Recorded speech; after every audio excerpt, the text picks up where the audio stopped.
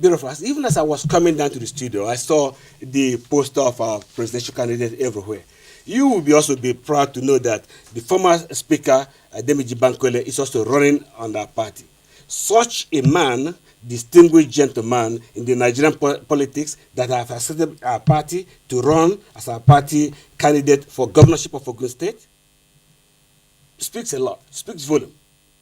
So there may be other smaller parties who doesn't have the widespread that our party have, Action Democratic Party have. They might decide to join us, but come 2019, we'll do a strong showing, if not taking over as a rock and providing the next president of Federal Republic of Nigeria.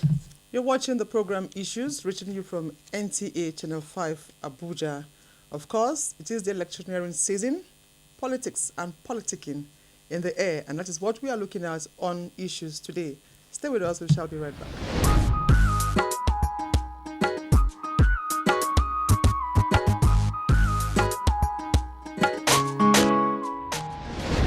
Many thanks for staying tuned. And still in the house is Professor Bismarck Nwadike, Professor of Healthcare Service Administration, University of Phoenix, United States. Now, Prof, let's look at issues of thuggery, hate speech, fake news, and vote buying, which are all issues negative to the sustenance and growth of our democratic process. How do we address these issues? Thank you. This is what makes your program very unique. You're looking at the core fundamental issues. The key thing we need to do is look at those people that they use for thuggery. And let me look at the camera right now and speak to my fellow countrymen. You're a graduate of a university in Nigeria. I am successful for what I am doing today in the United States of America because of my country, Nigeria. The foundation begins here. You have been afforded the same opportunity that our country has afforded us. And you want to allow a politician to use you as a weapon? Whoever signed your certificate have done the most injustice he can do to over 200 million people. I want you to think right now that nobody's political aspiration was the spilling of a single innocent Nigerian blood. And shame to any politician that will involve you to murder your countryman or woman because of a political office. This is what we need to do. If somebody wants to come in and give you money, say 100 million, 300,000, 200,000, they want you to go and become a thug. I want you to sit back a little bit and say, where is your daughter? Where is your son? Why me? Why do I need to go and kill my fellow countryman? It's unethical. It's unprofessional. It's un-Nigerian for us to shed each other's blood. So we need to abhor that and say no and say no. If they give you the money and insist, put the money in your pocket. It's your money, by the way. When you look at their salaries doesn't even cover that. They must have acquired it in an illegal way. But tell them, no, you ain't going to do that. We cannot progress as a nation while we continue to shed our blood. It's unethical. It's wrong. So let's reject it. Let's say no. If they want you to buy a vote, no.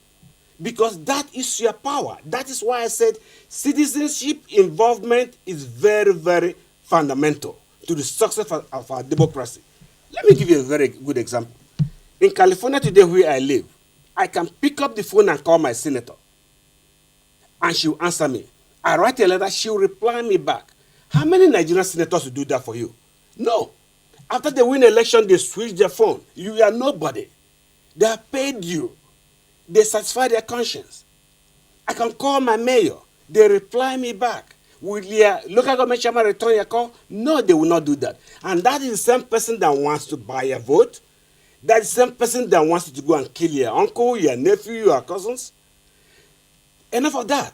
We ain't got time for that anymore in this country. We need peace.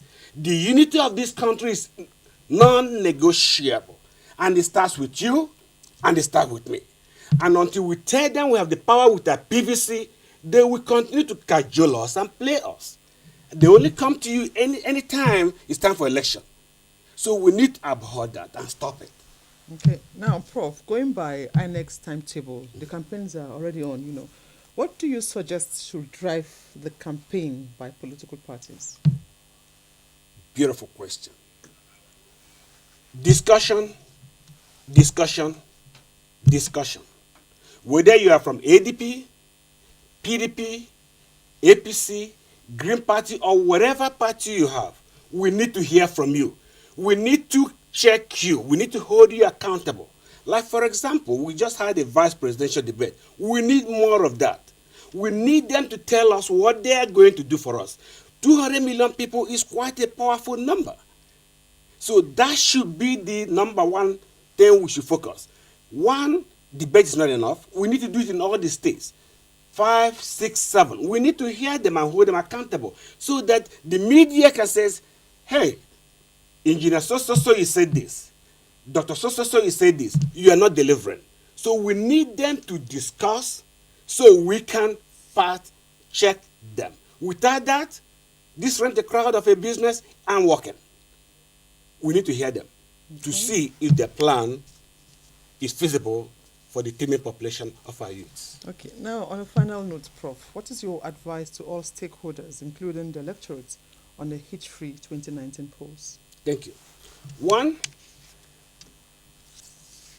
as 2019 is coming forward, I want you to look at all those political parties, the candidates, junkering around right now for your vote, giving you free wrapper, giving you a moody of rice, giving you tomato, giving you onion, giving you 5,000, give 500. Look, ask them, look at them, analyze them. If there are these people who have been in power before, they are returning again, it's okay. It's within their constitutional right to return again, to run again. But you have to look and say, last 4 years you were there, what did you do? If they didn't produce what they promised you, vote them out. But if they provided, and then they have set a trend. But if they have not done anything and said, now we are going to do something better, they aren't going to do it.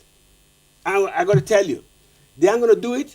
And that is enough reason for you to look at their opponent and say, okay, let me look at this guy.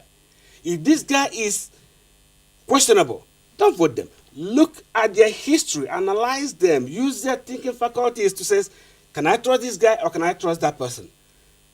By what they have done in the past and what they say they're going to do. So when you are comfortable, vote persons. Vote somebody you can trust. Vote somebody that can pick up your phone. Vote somebody that can produce a verifiable change for the teeming population of our country. That will be my advice. And know that you have the power with your PVC. Thank you very much. It's been a pleasure talking with you, Professor Bismarck Nwadike. Thank you for honoring our invitation. Thank you for having me. It was my pleasure. Well, that's the outlook on the program for this week, and we promise to bring you developments in the polity as we all warm up towards the 2019 general elections. Until same time, same station next week, I am Ifoma Ojita. Bye for now.